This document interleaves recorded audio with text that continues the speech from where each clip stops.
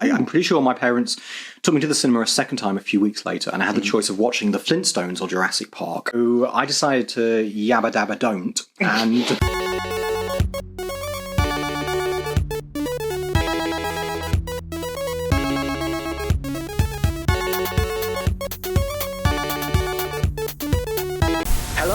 Hi, I'm Des O'Gorman. And I'm Ash Price. And today, are we going straight into an introduction of... Yeah, we're just going straight into it. Okay, so welcome back to Ash and Des Remember. And today we're going to be talking about... What are we talking about today, Ash? I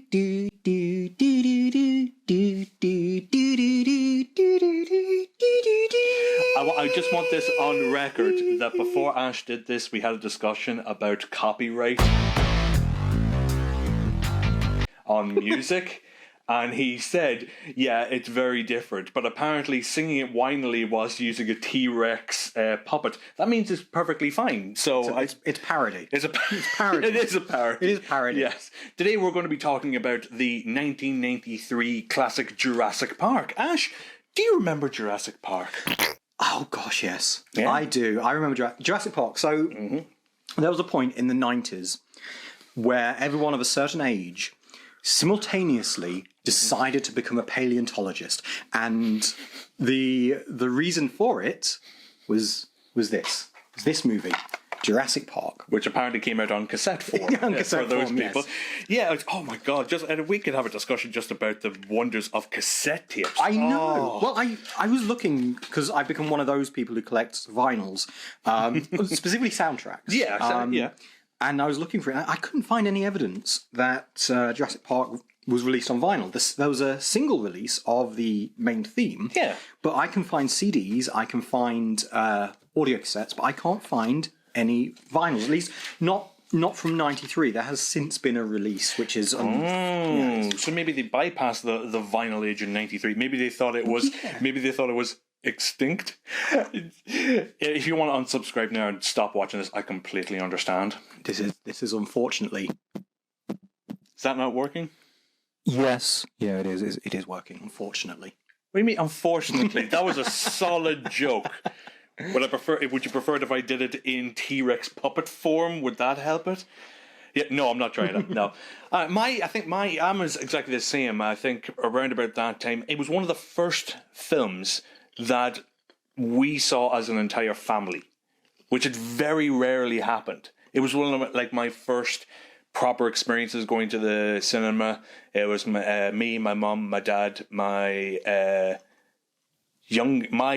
sister. I have an older sister and an older brother. In fact, I'm the youngest of my family. My older brother and older sister, they had moved out. They weren't going to be with us. So it was my sister, who's just a couple of years above me. And then we went and we saw this in a cinema in Dundalk, which is very Irish. And it was one of the first films that we all went together as a family. And I remember going into the cinema. I remember the sticky floors because it was the 90s. So all cinema floors had to be sticky. I remember going upstairs, getting my seat, and because I rewatched this film today, just before we did the recording, and which version did you see though? Did you see the DVD release version or the theatrical version? Because there is a scene you can see it in the trailer. You can see it in the trailer as well. There is a scene where they kind of just after they arrive on the InGen helicopter and they're driving through the woodlands, and they arrive at the Brachiosaurus, and you notice that Dr. Sadler is fiddling with a leaf. Holding a leaf. Yeah. Yep. And there's no explanation of where that came from. There is actually a version, and I'm sure it was just the theatrical version, where she grabs it like a vandal as they're driving through the woods. I'm sorry to say this to you, Ash. You have become a victim of the Mandela effect. Have I? You have. Have I? Yes. Have I? Yes, you have. Have you? Yeah, have you? Are you? Have you? Will you? Have you been affected by the Mandela effect, just like me? If so, please leave a comment in the comment section. we can't do anything to help you. We're just curious more than anything. I mean, I think the Mandela effect is you remembering it not being in there, because obviously it was, because I saw it. Yeah, you saw it in the trailer and added it into the film yourself. That scene was shot and it is added into the trailer, but it is not in the film. I've seen the theatrical film. I had it on VHS and I watched it today on Blu-ray. There is no director's cut of this film. that scene is used in the trailer, and you, in your brain, you have basically opened up your editing software and you went bleep, and then we're just going to put that back in there so it makes theatrical sense. I'm going to do it on the actual editing software. If only... That would be the best. Yes, I want you to put that into this episode, and then just as that scene comes on, I want you to put it into the grainy trailer thing so that it clearly stands out like a sore thumb. So I'm trying to eat quavers in a way that doesn't crunch on the microphone, because I realised I went for the crunchiest snap. You have chosen the worst snap. If anything, what we should have done is that we should have gotten green Jell-O in tribute to this film and just shaking it. No. Oh God. Oh, now you're gonna have to wash the puppet and pick the quavers off the floor. For anybody listening to this in audio form, this is going to be quite the ASMR for you. Well, when was the last time like I said, I watched this film today. Mm-hmm. When did you last rewatch this movie? A couple of days ago. It was, I want to say, Thursday or Friday, I think. And what version did you go with? We went with the DVD quality version, which was like living in a hellscape. Okay, I wouldn't have gone that bad. I mean, I know DVDs are on the decline, but I instantly went on Amazon and was like, I'm getting the 4K version. Well, I watched it on Blu-ray. I think visually it holds up. Yeah. You know, the T-Rex effects. In fact, all the effects, both practical and CGI. I'm going to say, I think they do hold up. Good. I was worried where you were going with this. I actually think I kind of prefer the practical effects now. Oh, God, yeah. I think at the time, no one had seen anything like this. Yeah. With the graphics effects that were on there, no one had seen anything like this. Yeah. Except for in George Lucas's fever dreams. Which is where he gets most of his ideas and most of his names. Yeah. You know, what's this character called? Salacious Crumb. I love the fact that with Jurassic Park, we've got one version of Jurassic Park, apparently. And with Star Wars Episode 4, which is also the first, is like, we've got there's 72 versions. Which one's the canonical version? Well, it's this one here where the typeface is ever so slightly sans serif. Okay, do not make fun of our people, Ash. You are amongst us, okay? Don't insult. I support the correct franchise. Oh God, we're going to lose so many people on this one. They've joined in for Jurassic Park. It's fine, we've got like 11 subscribers. It's going to be down to about 9, because you and me will not subscribe. So yeah, no, this film was really... It is the first film I remember seeing twice in the cinema, because I'm pretty sure my parents took me to the cinema a second time a few weeks later, and I had the choice of watching The Flintstones or Jurassic Park. And both dinosaur themed. I know, exactly. It's like they're indistinguishable. Yeah. So I decided to yabba dabba don't, and I went to see Jurassic Park. You're right. Yeah, no, it's just like you made fun of me for my extinct joke, but you went with yabba dabba don't. Can you edit that bit out yourself? There's no point in asking you. Of course you're not going to edit it out. That was proper 90s lingo, though. It's like Genesis does what Nintendo don't. Yeah, I know. They were grammatically stupid back in the 90s. We should remember this, Ash. Remember, everything was rad. Wicked. And wicked. Whipping. Tubular, dude. Epic. Cowabunga. Extreme. Jurassic Park was extreme. It was. That discussion around the lunch table with the projectors happening in the background, and Ian Malcolm is talking about, nature and life will find a way. It was so extreme. Life will find a way. My God. It's like he's in the room. My God, Jeff Goldblum, are you here and having a stroke? I'll get my shirt off. No, please don't. Please don't. No. One of my memories from this film, and this is going to sound so bad, but it's true, is that it was the first time that I saw my mum really annoyed at me. Why? Because it was the scene where after the T-Rex has escaped, and Grant goes up the tree to get Tim, who's in the car, and I, at that specific moment, said, "Oh, I need some snacks," and so I annoyed my mom to take me down to the concession stand to get some more snacks. To which point she had said, and this is 100% true, she leaned at me and just went, "Why? This is the best part." And the thought in my head just went, You haven't seen this before. You don't know if the best part is coming up or not. You liar. The entire 2 hours is the best part. So she was correct. I am going to argue with you on that one. Mostly because it's not 2 hours, it's an hour and a half. Get your facts right before you come on the show. It is longer than an hour and a half. Look, he's going to get his phone. So I could go and get the DVD from the room, but this is easier. So while Ash is Googling that, my mum took me down to the concession stand, and I'll never forget this. We got all the way downstairs and it was closed, to which case my mum went, right, come on. And so we went back up. So we missed the scene of the Ford Explorer falling down the tree. It was like they were up on the tree. We went downstairs. We come back up. The Jeep had fallen over and they were back in the Jeep. And that was the one scene that we missed. What time is it, Ash? Well, what else are you wrong about, Des? Yeah, I'm not counting the preamble of the 20 minutes of credits at the end of that. It basically 2 hours 7 minutes. Yeah, 2 hours 7 minutes. It felt like a tight hour and a half for me, which is like it's like so quite clearly the Laura Dern stealing the leaf is in the film. No, it's not. Yeah, that took 7 whole minutes. No, if anything, what we would use that in a fringe review of this show.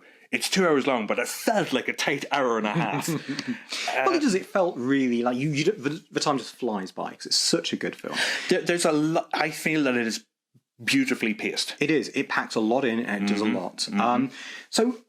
I was such a big fan of the film that obviously, like everyone else, I wanted to be a paleontologist and become obsessed with dinosaurs. I used to, and I got bullied quite badly for this, but I don't care. I used to walk around the school pretending to be a velociraptor. You have no idea what paleontology is, do you? Just pretending to be a dinosaur is not paleontology. I was 10. But I was such a big fan. We had pottery class on a Friday afternoon, and I made this. For those of you that are listening to this, Ash, so this is basically, is this what everybody makes in pottery class? Is this a cigarette tray? No, it's just a thing that I made. It basically, it's like, and I mean this in the nicest way possible, Ash. It's like if you order the Jurassic Park logo from Wish.com. Very much It's kind of there, but it's just ever so slightly off. It's fine. But I love it. I'll put it close up on screen. Yeah, put it close up on screen so everybody can appreciate its majesty. And I got all the figures. Do you remember the figures that came out? That they didn't look anything like the character. I'm so happy you brought this up. You've got Dennis Nedry. That was my figure. Nothing like him. And he's got like pet dinosaur with him, and he's got like guns and okay, stuff. let's break this down. Okay, so the figures look nothing like the actors. So for those of you that are like listening, all the characters look anything like them. So if you're listening on like a bus or if you're traveling to work and you're listening to this, good on you, and thank you for sticking around. Dennis Nedry is the character that Wayne Knight plays. So basically, he's the fat nerd who steals the embryos. The embryos. Gorman here. See, nobody cares. Yeah, that fella. Yeah. And in the figurine, which I had, he's slendered down. He's got Men in Black glasses on. He's wearing a green turtleneck, and he looks cool as F. But then if I remember right, they put in like little trading cards of what they're supposed to look like. Yes. And the trading card looks like the before photo, and the figure that you get is look like his after photo. He's got a gun strapped to his chest, kind of like Barry Burton in Resident Evil. He looks cool. It looks nothing like the actor. No. But the thing that I appreciate the most, and they would never do this to this day, is that every figure had battle damage. Oh, God, they did. Which means that... No, the dinosaurs definitely did, because I remember having a T-Rex and you could pull out a side of his ribs. Yeah. But the action figures themselves did as well. His arms would pop off. It's like Crash Test Dummy toys. Yeah, exactly. Yeah, it was like click, click, click. It would like move up in like angles. But the arm was on like a pop socket, and they definitely wed with red on the inside to simulate blood. And it was so bizarre. But if you can Google it, have a look at these figures. And if you do find... I'll throw some pictures in. Let's throw some pictures in, because just have a look at these. Have a look at these bad boys. But anybody that's like listening to this in the audio form, go on. Oh, the audio version's not happening anymore. Oh, is it not? It's just the video version? Okay, that's even better then. I mean, to be fair, if you've got YouTube Premium, you can kind of treat this like an audio and just have the screen off. There you go. We're not sponsored by YouTube Premium. We just like saying that. No, this was brought to you by Surfshark. NordVPN. I would love the day that we could at the beginning of these episodes just go, and this episode is brought to you by NordVPN. which I actually do use, and it's actually a pretty good product. I'm going to go with Surfshock. So, Ooh. yeah, I quite like Surfshock. I love that. We're creating a rivalry for sponsors that has not even happened. Come on, give us money. NordVPN and Surfshock can battle it out like the Raptors and the T-Rex at the end of the film. Nice. Yeah, Good. segue. Okay, so I watched this film, and it is not a perfect film in any way, shape, or form. No, I think a lot of the hype around it was a brilliant film. It also they did a lot of things that were brand new at the time, because they did briefly consider doing it using stop motion. And if you watch the footage, it is weird, but it still kind of works. Yeah. But it's got that Jason and the Argonauts kind of jutteriness. Yes, I think it would have still been good. Yeah. But it would have been a very different film. I don't think the cultural phenomena that it was. Oh, God, no. No. I didn't mean it as in, like, it's not a perfect film for, like, what it's done and what it's created. I mean that there is some things in this film that... Do you know the way when you watch it, like you get really into a film and you watch it over and over and over and over and over again, that you start to notice inconsistencies and continuity errors and things like that. Yeah. I alone discovered 2 extra ones today. I mean, obviously the most famous one is the T-Rex paddock. Thank you. That was number 1 on me. Yep. Where basically it's all on a level plane until the car goes over the edge, and suddenly there's like 100-foot drop of the space where the T-Rex has come out. Yes, which makes no sense. Yeah. The next one on the list for me was the shaving can that Dennis uses to steal the embryos. Okay. Yeah. The last shot we see of that is it being covered with mud, and you think that's going to come back in a sequel or later on. They never bring it up again. So you think it was a failure of Chekhov's gun? It was the opposite. It was Chekhov's knife. No.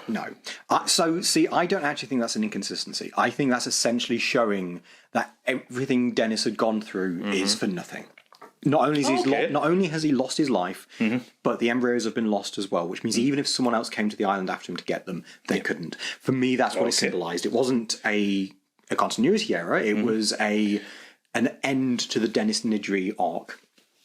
Okay, that actually makes me a little bit better. Okay. All right. Number 3. Oh, God. The Triceratops that they discover. Yes. The sick Triceratops. Yes. Yep. We never find out what's happened to that Triceratops. Okay. We never know what makes it sick. So, I don't know if it was in a production note or if it was in the book or what it was in exactly, but my housemate Becky explained it to me that actually it is in some place within the continuity somewhere explained that essentially some of the berries, they kind of hoovered up by mistake or something like that. I can't remember exactly what she said, but no, it does get explained, but just not. It's not like, in the film. No, like the leaf. Yeah, like the leaf. Just let the leaf alone. Leave it be. Okay? Oh, ba-dum-bum. That actually wasn't a joke. That wasn't even an accidental pun or anything like that. I literally just meant just leave it alone. So one thing I'd like to talk about is this. What is that weird thing? This is, I bought this off eBay, but it's the exact version that I had. Well, the version. Is that what they call a book? A book. A book. Yes. Book. Yes. So you can't scroll There's or no anything. Scrolling. There's no scrolling. You have to use your hands. This contains the incredible novel upon which the phenomenal movie is based. I speak, of course, of Congo. I knew you were going to bring up Congo. We're going to do an episode on that one because about Congo. I would love to. I've not seen Congo for 2 decades. So there we go. But the thing with the book is, I went on holiday to Spain that year. Yeah. And I decided I want to take the book with me because I want to read the book. And honestly, the film is a terrible adaptation of the book. And the book is a very different feel, a very different tone to the film. Yep. It's broken up in such weird ways. Like, you've got all this stuff about chaos theory and...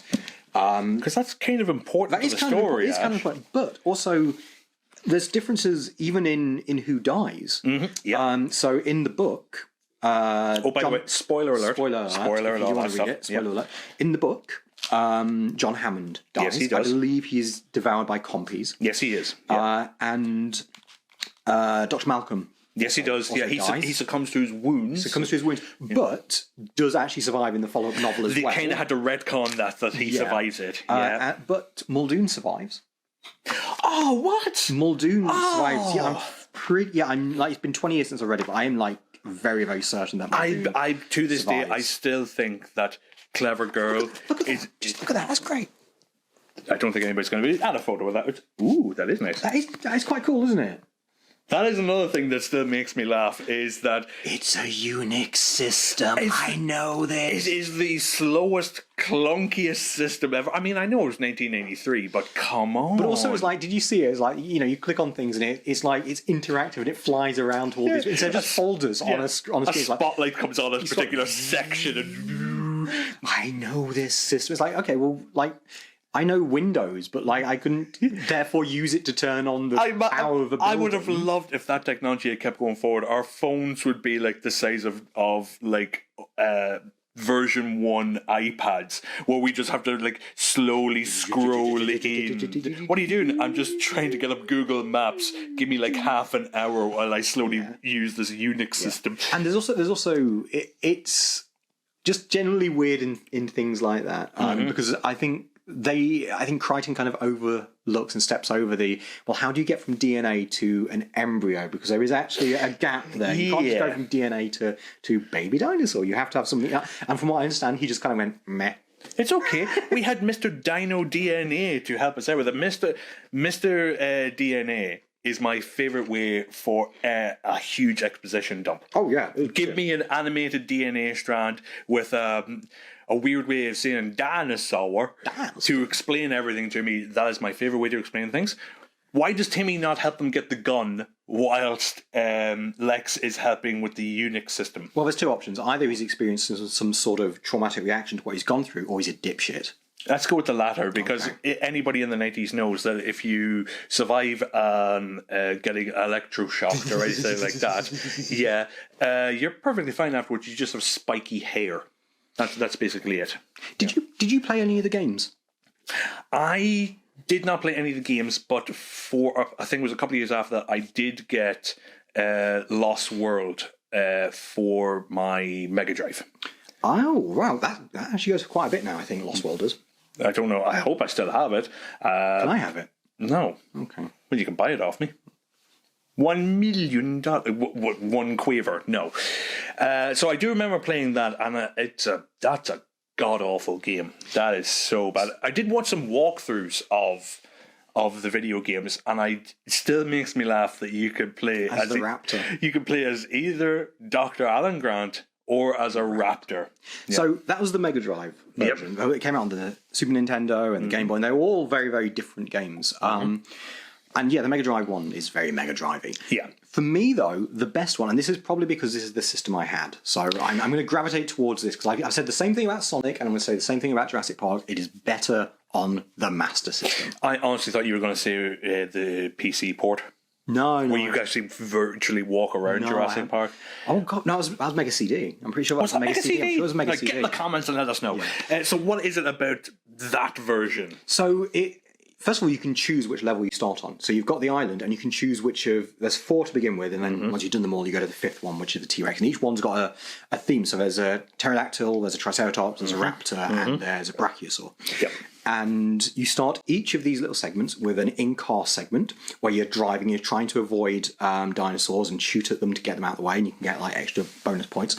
And then you go into a platforming level, and there's like 2 different platforming scenes within this. So you've got 3 little mini acts, and then you have the boss fight at the end of it, and then you do that for each of the 4 main parts of the island, and then you go into the T-Rex, and then it's just such a good game because it fuses lots of different genres together, and it is just generally fun. And there's something about Master System graphics and sound that is like it's trying so hard. See, you're looking at that through rose-tinted glasses. I know. Take them off and look at it for the piece of crap that it is.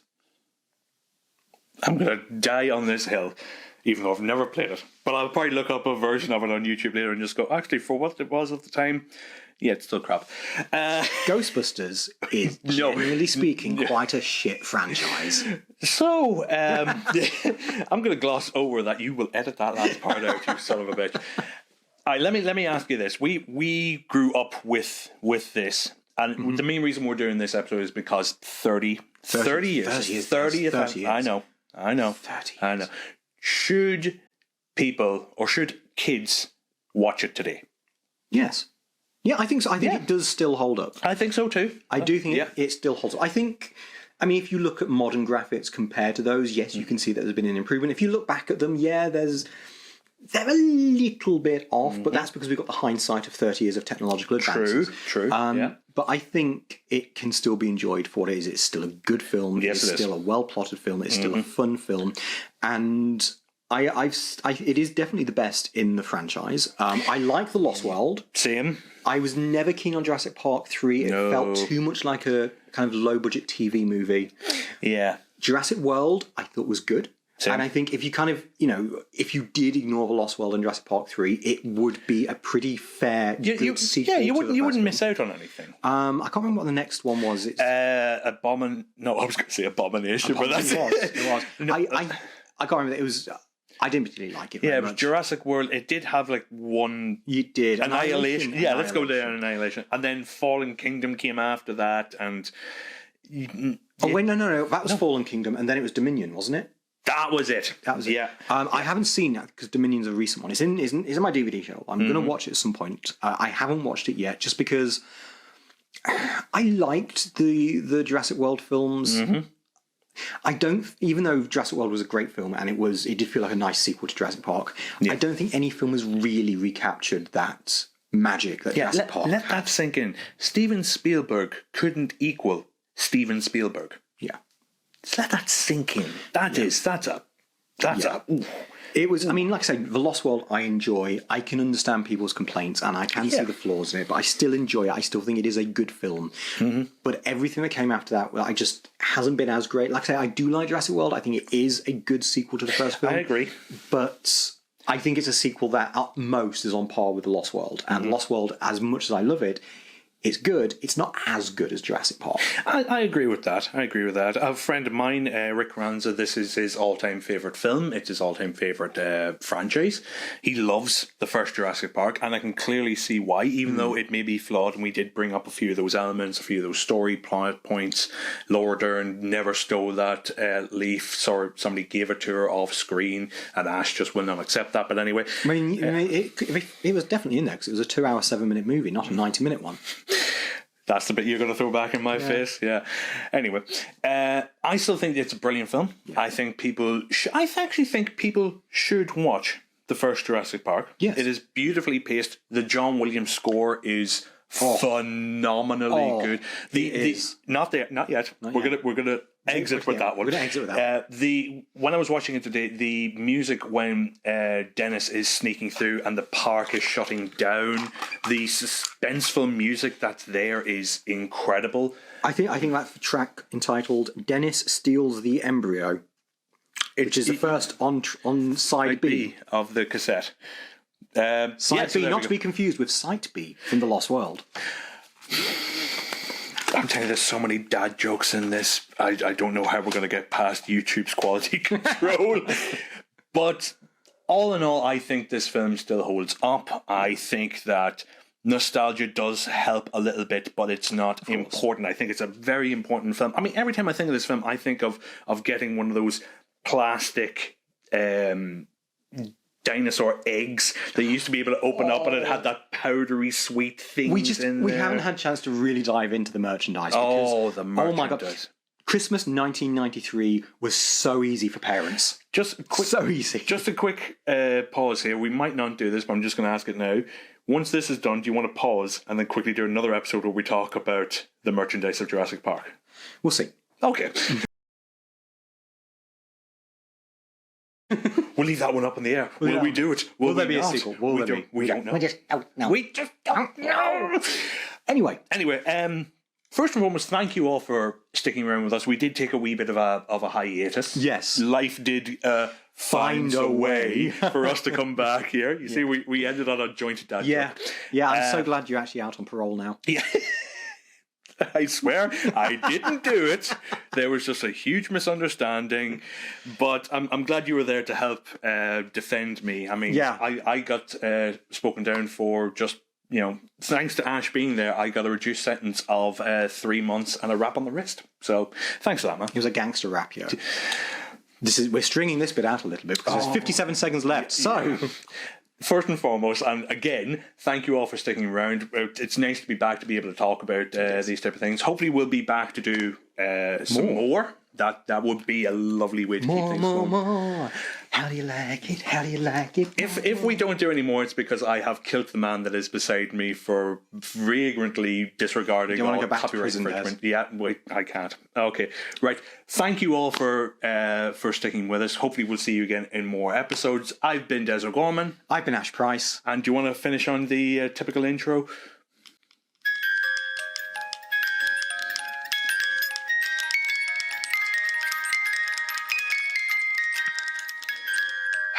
Keep it geeky, everybody. Okay, that was actually pretty good.